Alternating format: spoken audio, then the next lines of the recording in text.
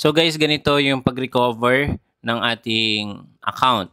So meron tayo ditong way to recover. Pwedeng WhatsApp, pwedeng via phone, SMS, or video selfie. So ngayon pipiliin natin itong take a video selfie.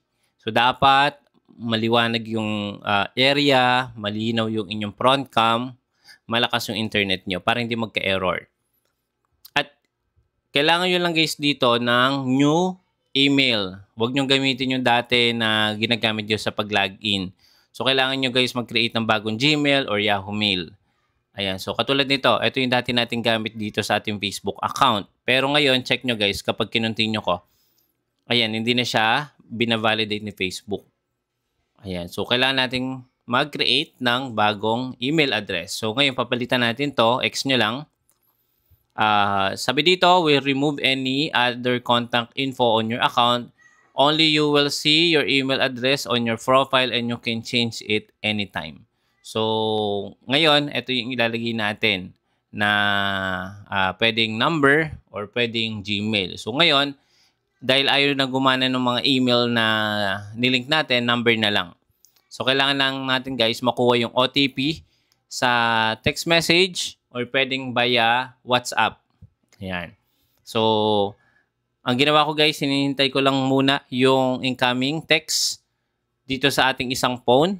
Ayan, yung code na mare-receive natin dito sa number na to. So, make it sure dapat tama, no, para hindi magka-error. So, itatype ko lang ito, dumating na 416408. Ayan. Then, click continue. So, screenshot ko lang guys for reference.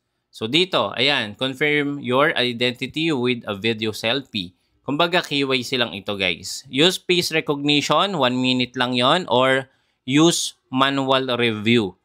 Ayan. So, may dalawang option yan, guys. Pwedeng face recognition. Ito, katulad nito. Ito, face recognition yung gagamitin natin. Ito yung tip para sa good selfie. Use well lit area. Hold your phone at the eye level. Follow this instruction. So, position your face dun sa may arrow. Ayan. So, bagong gising lang tayo guys dito. Ayan. Okay, perfect. Sa taas, sa gilid ulit. Submit your video selfie. Dahil guys, puro gilid lang yung nakuha sa akin, mag-i-error po yan. So, dapat left and right sa tapos yung above or yung taas. Patingala. Ayan o. Page isn't available right now. We're reviewing your selfie. This may take 1 to 2 minutes. Please don't close up until we finish your video selfie. So ngayon nga guys, 'di ba nakita niyo doon sa pag-selfie natin, dapat makuha yung left, right face nyo tsaka yung nakatingala kayo para po ma-approve nila yung selfie. Kasi nga po kapag po ganyan, ayan, we couldn't confirm your identity. Use another method. Ayan, or pwede nga po by WhatsApp or via SMS phone. Kung meron pa kayong access sa mga number na nakalink dyan. So ngayon, tatry natin itong WhatsApp. Ang dami pa ng WhatsApp guys. No? Actually, yung mga ibang number dyan guys, hindi ko talaga kilala kung sino yan. So pag na-recover natin yung account natin, i-remove natin yung mga iba na account na nakalink dyan. Okay? So hintayin ko lang yung OTP confirmation na mare-receive natin sa WhatsApp. Then input nyo lang yung code. Then click confirm. Then kailangan nyo guys magpalit na ng password. So make it sure alphanumeric, merong capital letter, merong special character. So yan na.